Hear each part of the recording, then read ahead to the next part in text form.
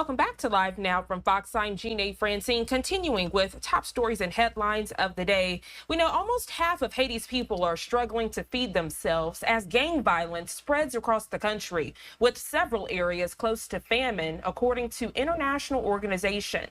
Inflation and poor harvests have also helped push Haiti to its worst levels of food insecurity on record. Even the Caribbean country has been gripped by violence since rival gangs unleashed a wave of attacks this month, including raids on police stations and the international airport.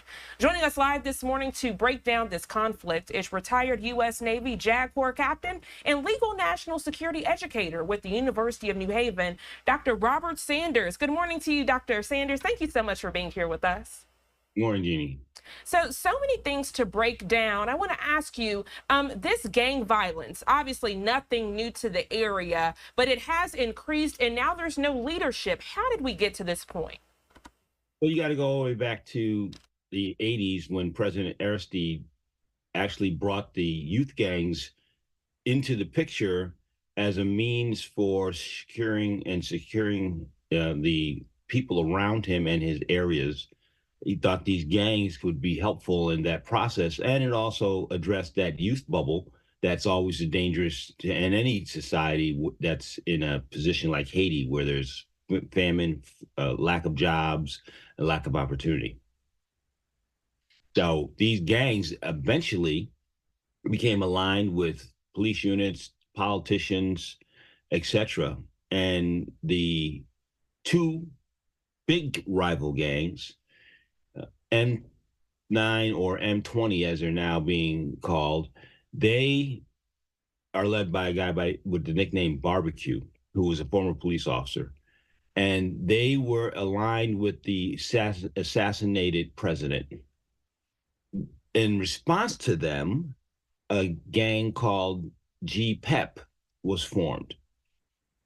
And now we have entered into the fray vigilante anti-gang forces who are, in a sense, the way we would think about Crips and Bloods protecting neighborhoods from the gangs, their own neighborhoods from the gangs, killing gang members.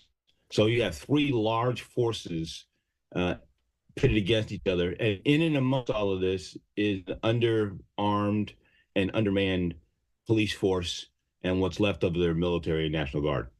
Goodness, truly a scary situation. And I love your perspective, Dr. Sanders. You know, that's one of the main reasons I love speaking with you. You broke down how it could relate to potentially the Crips and the Bloods and how you have these rival gangs. But seeing what's going on out in Haiti, I mean, they are attacking the police stations, attacking the international airport. And it would seem like the authority figures in the area are pretty much scared of them and don't know what to do.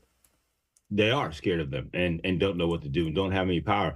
Actually, these gangs are better armed than the police are. These gangs, unfortunately, are able to get from Florida, a very liberal gun state, weapons, many weapons. And they're better armed in some instances than the police. So when the police get into a firefight with the gang members, the police often lose.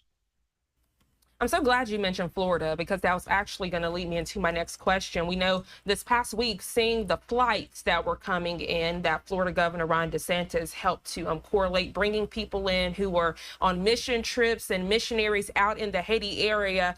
It's been a very tense situation. But I want to ask you, you know, for the past several years, the U.S. has been adamant about not traveling to Haiti. They put out that warning, that travel advisory, saying this is not an area that you want to be in, because if you are, it'll be hard for us to get you out. And then we see what's happening present day. I want to ask you the importance of listening to these travel advisories and these warnings. People thinking, oh, if I'm in a resort area, it's okay. But as we've seen, these gangs will attack the airport, Dr. Sanders. They don't care where you are if they want to invade. That's true.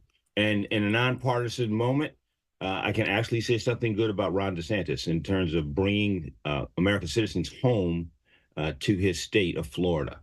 And U.S. gives warnings for reasons. There's intel that the regular, normal citizenry of the United States does not have. There are agencies who monitor these things, from Homeland Security to CIA to FBI. They're looking at situations. They relay this information to the United States State Department. The United States State Department also has intelligence apparatus. And they use that to warn American citizens to be safe, to travel with circumspection, to not go to areas where you put yourselves in danger, because the United States may not be able to reach in and get you. Right now, the UN Security Council has voted to allow for a 1 year Kenyan police force to come in and help restore order. For two reasons, the police force is not there. One, because there is no national leadership. The sitting president, unelected sitting president of Haiti, is actually in exile in Puerto Rico. And there's a board, a commission supposed to be coming online to take his place, and they haven't gotten here yet. And in the vacuum, the gangs have tried to step into that and be political leaders. And the gangs have said that the outside force, in this case, the Kenyan police force coming in, they will oppose them as well. So that would add a third layer of combatants to the fight. My goodness. And I've seen the pictures, I'm sure you have as well in the video. I mean, at that Dominican Republic and Haiti crossing, how people are just there with guns, AKs and rifles, just keeping people from crossing. We know people have been trying to get to the Dominican Republic to get some type of refuge. I want to ask you, we do know that there is a humanitarian crisis and even projections of famine now because of this. Are the gangs taking the food supply? Are they forcing people to give up their food and basic necessities? All of the above. There was a story about a woman who just came back, and she was talking about her relative. The gangs came to her house and told her it was no longer her house. Get out. They took everything. That's not an unusual circumstance in some of these situations. So if you're living in an area that's aligned with one gang and that area is supporting vigilante force, loses the fight and the new gang comes in, everyone who's already there, who is part of that or supporting of that group that had just lost, is in peril. And everything you own could be taking from you, as well as your life. Dr. Sanders, truly a pleasure having you on this morning. I appreciate your dialogue and expertise. Is there anything we need to be keeping a close eye on as this conflict continues? Well, we need to keep looking at the migrant situation, because as you just mentioned, there are people lined up at the border and they can't get into the Dominican Republic. Well, the next closest place is to get on a boat and try to float to the Florida Keys and get off in the United States and seek safe harbor there. The rest of the Caribbean is impacted in that way when you have violence on one island like that.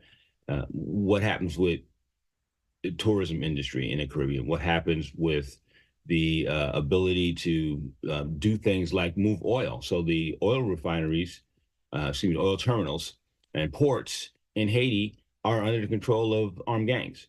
So all of the people in Haiti who need oil for fuel or vehicles or whatever reasons, turned into gasoline or kerosene, can't access that. So you talked about starvation. A lot of that's cooking oil. They won't be able to eat fresh foods. And if the ports are under control of these armed gangs, will they allow food imports to come in? And lastly, what's the state of the indigenous farm industry in Haiti? Is it surviving? Is it being crushed in this fight? Because if you look at Ukraine, we look at what used to be the breadbasket of Europe, where all of those grains came from. A lot of that's been crushed by Russian forces. And those grains are not going to places, and they're causing actual starvation in other parts of the world. Absolutely. Dr. Sanders, again, I appreciate you taking out your Saturday morning to join us and educate the viewers on this ever-developing situation. I'm sure we'll be checking back in with you to get more details as this conflict continues. Thank you again. You enjoy the rest of your day. You too. Bye-bye. Thank you so much.